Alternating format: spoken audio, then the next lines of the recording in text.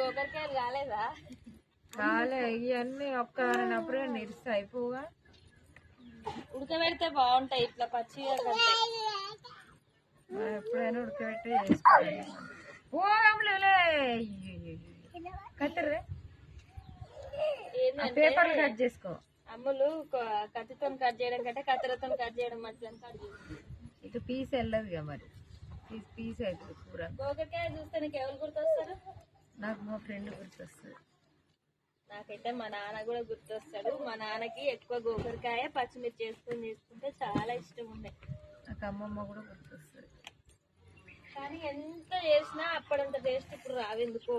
వాళ్ళు చేసినంత టేస్ట్ అయ్యే గోకరకాయలు అదే కూర మళ్ళా.